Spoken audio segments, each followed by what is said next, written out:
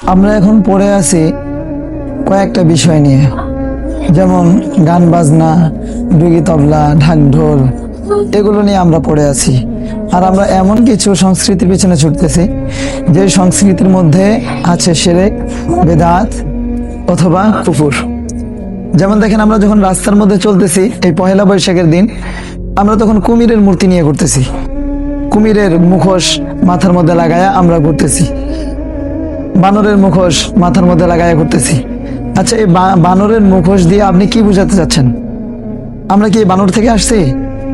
আমরা বানর থেকে আসছি? বানর তো বানিয়ে দিয়েছে ওই জাতিকে যে জাতির শনিবারে মাছ ধরা নিষেধ ছিল। শনিবারে যাকে মাছ ধরতে নিষেধ করছে, তারপরে সে মাছ ধরছে, তাকে আল্লাহ তাআলা বানর বানায় দিছে। তো এই বানরের মূর্তি নিয়ে আপনি রাস্তায় ঘুরতেছেন, শিরক করতেছেন, বেদাত করতেছেন, কুফর করতেছেন।